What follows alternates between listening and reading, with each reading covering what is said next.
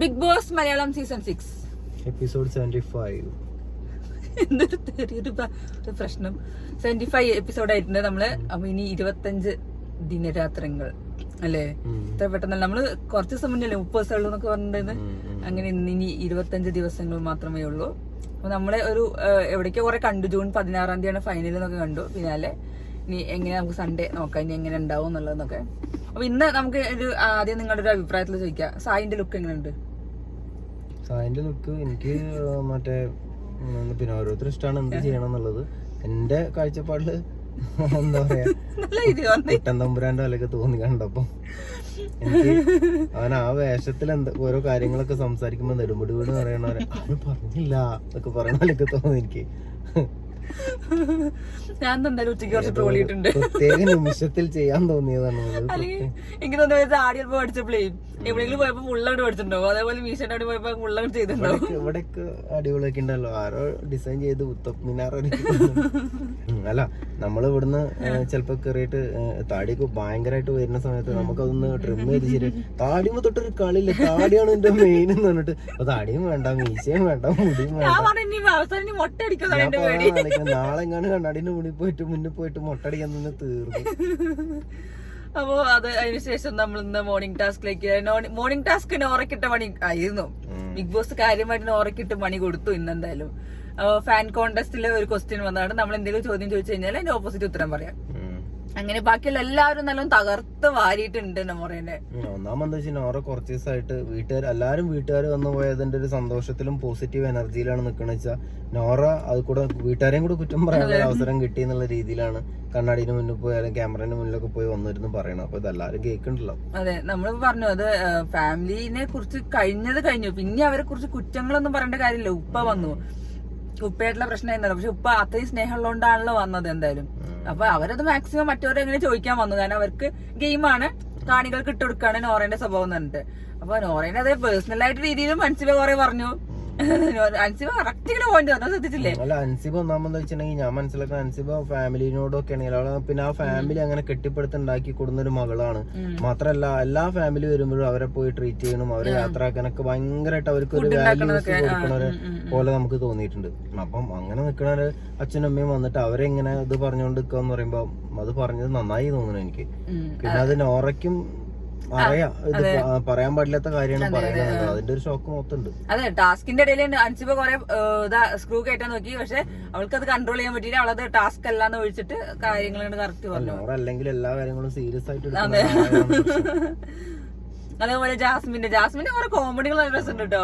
എന്താ പറയാ, എത്ര സഞ്ചിയിലാണ് മറ്റേ ഒരു നിലപാടുകളായിട്ട് കൊണ്ടുവന്നതെന്നൊക്കെ പറഞ്ഞിട്ട് ഈ ഓപ്ഷൻ വേണം. അതൊക്കെ നല്ല രസമുണ്ടായിരുന്നു ജാസ്മിന്റെ കാണിക്കലല്ലേ. ജാസ്മിന്റെ അല്ലേ ഗബ്രീനെ വിട്ടപ്പോ എല്ലാവരുമായിട്ട് മിങ്കിൾ ചെയ്യാൻ തുടങ്ങിയപ്പോ ആ ഒരു രസം വന്നു ശരിക്കും. നല്ല ഗെയിം കാണിക്കാൻ തുടങ്ങി, നല്ല കോമഡി കാണിക്കാൻ തുടങ്ങി. ഇത് മറ്റേ കോമഡി ഒന്നുമില്ല, അവിടെ ഫുള്ള് റൊമാൻസ് മാത്രം ഉണ്ടായിരുന്നത്. കോമഡികൾ കാണിക്കാൻ തുടങ്ങി, എല്ലാവരും മുന്നിൽ വർത്താനം പറയാൻ തുടങ്ങി. ജാസ്മിൻ എന്തെങ്കിലും ഒന്നിൽ കോൺസെൻട്രേറ്റ് ചെയ്യണമെങ്കിൽ കംപ്ലീറ്റ് അതിലാണ് തോന്നുന്നുണ്ട്.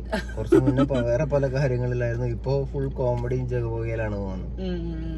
അത് കഴിഞ്ഞിട്ട് നമ്മുടെ അൻസിത്തിയും അഭിഷേകും ഋഷിയൊക്കെ ഉള്ള ഒരു റൂമിൽ ചർച്ചകളൊക്കെ ഉണ്ടായിരുന്നു. അതിൽ തന്നെ എന്തായാലും പിന്നെ നോറേനെ എടുത്തിടുകയാണ്. അവൾക്ക് കൊടുത്ത ഔദാര്യം എന്നൊക്കെ പറഞ്ഞു. മറ്റേ നോമിനേഷൻ വന്നില്ല, രണ്ടുപേരും നോമിനേഷൻ കൊടുക്കുക. അതിൽ എന്റെ ഔദാര്യമാണ് നോറയ്ക്ക്.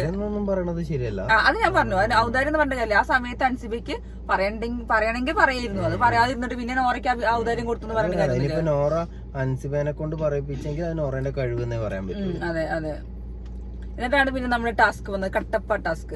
അത് ഭയങ്കര കഷ്ടപ്പെട്ടുള്ള ഒരു ടാസ്ക് തന്നെയായിരുന്നു ശരിക്കും പറഞ്ഞാൽ. കുറെ ഫൗൾസ് കാണാൻ കട്ടപ്പ ടാസ്ക് കളിക്കാൻ പോകുമ്പോ സായിക്ക് പണ്ട് ജാസ്മിനെ പറഞ്ഞെന്ന് ഓർമ്മ വരുന്നില്ലെന്നോ, ജാസ്മിനെ കയറിയിട്ട് കട്ടപ്പാന്നുള്ള സംഭവങ്ങൾ ഓർമ്മ വന്നോ ഞാനത് കണ്ടപ്പോ. ജാസ്മിനെ ഇങ്ങനെ നോക്കി പറയണ്ടാവോ കട്ടപ്പ പറഞ്ഞ ടാസ്ക് കണ്ട്.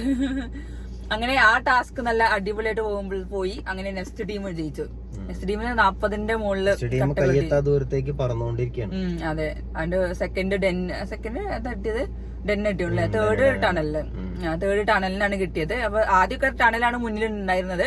അപ്പൊ ഫസ്റ്റ് നെസ്റ്റ് കയറി വരുന്നുണ്ട്. എന്തായാലും നെസ്റ്റ് നല്ല അടിപൊളിയായിട്ട് കളിക്കുന്നുണ്ട്. അതില് 3 എന്താ പറയാ സ്ട്രോങ് പ്ലേയേഴ്സ് ആയിട്ടുള്ള അർജുൻ, ഋഷി ഇവർക്കൊക്കെ ഭയങ്കര സ്ട്രോങ് ആണ്. അതെ, ജാസ്മിൻ ഉണ്ടല്ലോ നാവിട്ട് കളിക്കാൻ. അതുകൊണ്ട് ജാസ്മിൻ ആണെങ്കിൽ ബാക്കിയുള്ളവരെ കുറ്റം കണ്ടുപിടിക്കാൻ നിൽക്കണം. ആരൊക്കെ പോയി കളഞ്ഞു എന്ന് പറഞ്ഞിട്ട് ആ ടീം ഫുൾ ഭയങ്കര എനർജറ്റിക് ആണ്. എല്ലാവരും ഭയങ്കര എനർജിയും എപ്പോഴും ഇങ്ങനെ പൊട്ടിത്തെറിച്ച ടീം ആയതുകൊണ്ടാണ് അവർക്ക് ഇങ്ങനെ വിൻ ചെയ്യാൻ പറ്റണമെന്ന് എനിക്ക് തോന്നുന്നു. അങ്ങനെ ആ ടാസ്കുകൾ നല്ല അടിപൊളിയായിട്ട് കഴിഞ്ഞു. പിന്നെയാണ് നമ്മുടെ ബ്രീത്തിങ് ആവശ്യമുള്ള ഒരു ടാസ്ക് വന്നത്. കുറെ വർണ്ണക്കടലാസുകൾ ഇട്ടിട്ട് അത് ഫുള്ള് പറപ്പിച്ച് കളയാം. അങ്ങനെ അതിന്റെ ഇടയ്ക്ക് നിങ്ങളുടെ നന്ദുട്ടി ബോധം കിട്ടുകയാണ്. അവിടെ ജിത്തുബായി എന്ന് പറയണ്ടായിരുന്നു. നന്ദുട്ടി ജിത്തുബായി എന്നെ രക്ഷിക്കുന്നുണ്ടോ കൈ വന്ന് നീട്ടി, ഞാനും ഇവിടുന്ന് നീട്ടി. പക്ഷെ രക്ഷിക്കാൻ നിർത്തില്ലാത്തോണ്ട് ഞാൻ എന്റെ പ്രതിനിധീനെ അങ്ങോട്ട് അയച്ചിട്ടുണ്ടായിരുന്നു. അങ്ങനെ നന്ദുട്ടി അങ്ങനെ അതിനിടയില് നമ്മളെ എന്താ പറയാ അർജുന ഒരു കൊടുങ്കാറ്റ് പോലെ ഒരു വീശല് വീശിയിട്ടുണ്ട്. ഇതൊക്കെ എവിടുന്നാണ് ഈ കാറ്റൊക്കെ വരുന്നത്? ഒറ്റ ഊതിന പാത്രം വരെ തെറിച്ചു പോകുന്നത്. അത് 1-10 സെക്കൻഡ് മിനിറ്റിനുള്ളിൽ അവർ തീർക്കും ചെയ്തു. അത് നല്ല അടിപൊളി ഉണ്ടായിരുന്നു. അത് അഭിഷേകിനൊന്നും കാര്യമായിട്ട് ചെയ്യാൻ പറ്റിയില്ല. പക്ഷെ അർജുൻ നല്ല സൂപ്പർ ആയിട്ട് ചെയ്തു. പിന്നെ മറ്റേല് സായി നല്ല ചെയ്തു. ഇപ്പത്തെ ജിൻഡോ ഒക്കെ എന്തൊരു ഇതാണ് അവണ്ടറിയോ.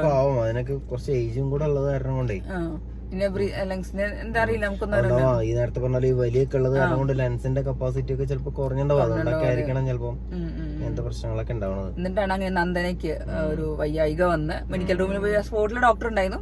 അത് ആർക്കെങ്കിലും ഒരാൾക്ക് സംഭവിക്കും എന്നുള്ളത് നമുക്ക് തോന്നിയ കാര്യമാണ്. ആ ഗെയിം ഉണ്ടാവുമ്പോ എന്തായാലും തല ചുറ്റലും ബ്ലാക്ക് ആവലൊക്കെ ഭയങ്കരമായിട്ട് ഉണ്ടാവും. അതെല്ലാരും അതിനൊക്കെ എന്തായാലും അങ്ങനെ നോക്കുമ്പോ ജിൻഡോ കയ്യിൽ അങ്ങനത്തെ പ്രശ്നങ്ങളൊന്നും ഇല്ലാതെ വന്നു. പിന്നെ അതിൽ ഏറ്റവും ഞെട്ടിച്ചത് നമ്മുടെ ശ്രീതും അൻസിബിയായിരുന്നു. അവര് 3ാം സ്ഥാനത്തേക്ക് പോയി. ജിൻഡോനെയും കൂടി തോൽപ്പിച്ചിട്ടാണ് അവർ എത്തിയത്. അത് ഭയങ്കര സംഭവമായിട്ട് എനിക്ക് പറഞ്ഞാൽ അവർ 1 മിനിറ്റിന്റെ ഇതിൽ വ്യത്യാസത്തിൽ അവർ ജയിക്കുകയും ചെയ്തു. അങ്ങനെ ആ ടാസ്കുകൾ കഴിഞ്ഞിട്ട് അടുത്ത പിന്നെ നമ്മുടെ BB ന്യൂസ് ടാസ്ക് ആയിരുന്നു. നല്ല അടിപൊളിയായിരുന്നു. എനിക്ക് നല്ല കോമഡി ആയിട്ട് തോന്നി. കാരണം നല്ല ഫണ്ണായി. അപ്സര മറ്റേ അൻസിബേനെയും ഋഷീനെയും പറഞ്ഞതും അഭിഷേകൊക്കെ എന്താ കുടുംബാവിനെ പോലെ കെട്ടിന് കട്ടുമ്പോ ഇങ്ങനെ കമ്മിൽ നടക്കുന്നൊക്കെ പറഞ്ഞാൽ നല്ല രസമുണ്ടായിരുന്നത്. അവരൊക്കെ ശ്രദ്ധിക്കേണ്ട എല്ലാ കാര്യങ്ങളും നമ്മള് മാത്രമല്ല കാരണം അവിടെ ഇങ്ങനെ ശ്രദ്ധിക്കണ്ടേ അവിടെ എന്തൊക്കെയാണ് ഇങ്ങനത്തെ എല്ലാ മൈന്യൂട്ട് ആയിട്ടുള്ള കാര്യങ്ങളും ശ്രദ്ധിക്കുന്ന ആള് ജിൻഡോ ആയിരുന്നു. ഇപ്പൊ ഏകദേശം എല്ലാവരും അതൊക്കെ ശ്രദ്ധിക്കും. പിന്നെ ആള് കുറയുന്നതനുസരിച്ച് അവിടെ നടക്കുന്ന എല്ലാ കാര്യങ്ങളും എല്ലാവരും കാണുകയാണല്ലോ. മറ്റത് ഒരു കല്യാണത്തിനുള്ള ആളുണ്ടാവുമ്പോ അവിടെ എന്തൊക്കെ ചെയ്തതെന്ന് ആർക്കും ഒരു പിടി ഉണ്ടാവില്ല. അപ്പൊ ആ ഒരു ന്യൂസ് റിപ്പോർട്ടിംഗ് നല്ല അടിപൊളിയായിരുന്നു. സിജോ സായി ഒക്കെ ചെയ്തത് ഒരു ടീം മാത്രമേ ചെയ്തുള്ളൂ അല്ലേ. ഒരു ഫൺ ടാസ്ക് എന്തോ തോന്നുന്നു. അത് ചിലപ്പോ ലൈവില് ചിലപ്പോ കുറച്ചും കൂടെ കൂടുതൽ ഉണ്ടായിണ്ടാവും. ഇത് കുറച്ച് അടിപൊളിയായിട്ടുള്ള സാധനം മാത്രം എടുത്തതായിരിക്കും. എനിക്ക് ഓർമ്മയുണ്ട് കഴിഞ്ഞ കൊല്ലം അതിന്റെ മുന്നത്തെ പോലത്തെ ഏതോ സീസണിൽ BB ന്യൂസ് നല്ല അടിപൊളിയായിട്ട് BB ന്യൂസ് അതല്ല അത് അന്ന് പറഞ്ഞാൽ ഓരോ ദിവസം ഓരോരുത്തർ ഓരോ ടീമും ഓരോ അന്ന് ടീമില്ലല്ലോ ഓരോ ആളുകൾ പറയുകയായിരുന്നു. എല്ലാം ഇങ്ങനെ വിളിച്ച് പറയുന്നു. ബിഗ് ബോസ് പറയും ഇന്ന ആള് ന്യൂസ് വായിക്കാം ഇന്ന ആള് റിപ്പോർട്ടർ ആവുമെന്ന് പറയും. അങ്ങനെ ചെയ്തിട്ടുണ്ടായിരുന്നു. അപ്പൊ അത് അടിപൊളിയായിരുന്നു. പിന്നെയാണ് നമ്മുടെ ഏറ്റവും ഫണ്ണി സാധനങ്ങൾ വന്ന് ജാസ്മിന്റെ മോണാക്ട് മിമിക്രി സംഭവം. അയ്യോ അത് നല്ല വിറ്റായിരുന്നു. കറക്റ്റ് ആയിട്ടാ. അപ്സര നോറേനൊക്കെ പറഞ്ഞത് എനിക്ക് ഭയങ്കര ഇഷ്ടപ്പെട്ടു. ഞാൻ ചിരിച്ചോണ്ടിരിക്കുന്നു നോറേനെ കാണിച്ചത് കൈകൊണ്ടിരിക്കുന്നത്. അത് നമുക്കിനി അത് കുറെ വിഷമത്തോടുകൂടിയാണെങ്കിലും വളരെ കാര്യമായിട്ട് കണ്ടിരുന്നുണ്ട്. ഇനി 2 ദിവസം കഴിഞ്ഞാൽ അതിന്റെ പേരിൽ വിഷമിക്കുമോ ജാസ്മിൻ അങ്ങനെ ചെയ്തു എന്നൊക്കെ പറയും. ബാക്കിയുള്ളവരൊക്കെ കണ്ടിരുന്നു. ഒരാള് എനിക്ക് വേണ്ടി സംസാരിച്ചില്ല, എല്ലാവരും അത് കണ്ട് കൈയടിച്ചു എന്നൊക്കെ പറയും. ചിലപ്പോ നോറ ഭയങ്കര ഫേക്കായി തോന്നുന്നുണ്ടോ? ഫേക്കായി തോന്നലുണ്ട്. കാരണം അത് ആ ഒരു ഫേക്ക്നെസ് പിടിച്ചോണ്ടേ പോവാനും നോക്കുന്നുണ്ട് എന്റെ വരെ. ഇന്ന് ജാസ്മിൻ പറഞ്ഞൊരു കാര്യമുണ്ട്. എന്താ ആ ഒരു ടാസ്ക് നടന്നപ്പോ മോർണിംഗ് ടാസ്കിൽ നടന്നപ്പോ നീ ആദ്യം കനലും കരഞ്ഞു, പിന്നെ അതിൽ നിന്നൊക്കെ കരച്ചിലും മാറി സ്ട്രോങ് ആയി എന്ന് കാണിക്കാൻ വേണ്ടിയുള്ള ഒരു പ്ലാനിങ് ആയിരുന്നു അത് ചെയ്തു എന്നുള്ളത്. അത് കാണുമ്പോൾ പറഞ്ഞത് കറക്റ്റ് ആണ്. നമുക്ക് നമ്മളെക്കാളും കൂടുതൽ അവിടെ ഉള്ളവർക്ക് മനസ്സിലാവും. അതാണ് ജാസ്മിന് കറക്റ്റ് ഇട്ടുകൊടുത്തു. അതായത് ഇങ്ങനെ സ്ട്രോങ് ആയി വന്നു കഴിഞ്ഞാൽ ഓക്കെ ഞാൻ BB മെറ്റീരിയൽ ആയി എനിക്ക് ഇങ്ങനെ പിടിച്ചു വെക്കാം. മാത്രമല്ല എനിക്കൊരു ചേഞ്ച് അത് ഇടയ്ക്കിടയ്ക്ക് പറയുന്നുണ്ടല്ലോ. ഞാൻ ആദ്യം കരഞ്ഞിരുന്നു, ഇപ്പൊ സ്ട്രോങ് ആയതുകൊണ്ട് എന്റെ കരച്ചിൽ നിന്നു എന്ന് പറയാൻ അതും ഓരോരുത്തരും അങ്ങനെ ചെയ്യുന്നുണ്ട്. പക്ഷെ ജിൻഡോ ഇപ്പൊ അതുപോലെ പറയുന്നിട്ടില്ല. ഞാൻ തെറി വിളിച്ചിരുന്ന ആളാണ്, എല്ലാവരും ഒരു തെറി പോലും വിളിച്ചില്ല. അപ്പൊ ആർക്കും മറുപടി ഇല്ല. അതൊക്കെ അത് ശരിക്കും അതേപോലെ തന്നെ നോറ പറഞ്ഞ പോലെ തന്നെയാണ് ജിൻഡോ പറഞ്ഞത്. അതൊക്കെ എന്താ നമ്മളെ മാറ്റം വന്നു. നമ്മൾ ഈ ബിഗ് ബോസ് വന്നിട്ട് നമ്മൾ നല്ല ആൾക്കാരായി കാണിക്കാൻ വേണ്ടിയിട്ടാണ് കൂടുതലുള്ളത്. പാർട്ട് ഓഫ് ഗെയിമാണ്. എന്നാലും പിന്നെ അങ്ങനെയുണ്ട്. പിന്നെ അന്ന് പച്ചയ മനുഷ്യനായിക്കുന്ന ആൾക്കാരുണ്ട്. മഞ്ഞയായ ഒരു മനുഷ്യൻ കയറിപ്പോയി അവിടെ ഒരു പച്ചയായ മനുഷ്യനായിട്ടുണ്ട്. അതും ഇതുപോലെ ഒരു സംഭവമാണ്. നമുക്കറിയാൻ പറ്റില്ല. അതൊക്കെ എന്താ നമുക്ക് അറിയില്ല. നമുക്ക് ഗെയിമാവോ ധരിക്കാൻ പറയാൻ പറ്റില്ല. പക്ഷെ നമുക്ക് കാണുന്ന കാര്യം നമുക്ക് പറയാൻ പറ്റുള്ളൂ. അപ്പൊ ഇങ്ങനെയാണ് ഇന്നത്തെ എപ്പിസോഡ് ഉണ്ടായിരുന്നത്. എന്നാലും വലിയ ഒരു അടി പ്രശ്നങ്ങളൊന്നും ഉണ്ടായില്ല. നോറന്റെ അങ്ങനത്തെ പ്രശ്നങ്ങളൊന്നും ഉണ്ടാവണില്ല. എന്നാ പിന്നെ റസ്മി ഉണ്ടായിരുന്നെങ്കിൽ ചിലപ്പോ റസ്മിൻ ഒന്നും കൂടെ ഊതി തെറിപ്പിച്ചിട്ടൊക്കെ ഉണ്ടാവും. ഒന്നുകൂടെ സ്പോർട്സ്മാനൊക്കെ സ്പോർട്സ്മാനൊക്കെ ഇല്ലേ. അതുകൊണ്ട് എന്താണെങ്കിലും റസ്മിൻ നാട്ടിലേക്ക് എത്തിയതിന്റെ കുറെ സാധനങ്ങളും ചാനലിൽ റസ്മിനെ ചുറ്റിപ്പറ്റിയാവും കുറച്ച് ദിവസം വിവാദങ്ങളും കാര്യങ്ങളൊക്കെ ഉണ്ടാവുകയെന്ന് എനിക്ക് തോന്നുന്നത്. റസ്മിന്റെ ഉണ്ടായിരുന്നു, പിന്നെ അഫ്സലിന്റെ ഹസ്ബൻഡ് അൽബി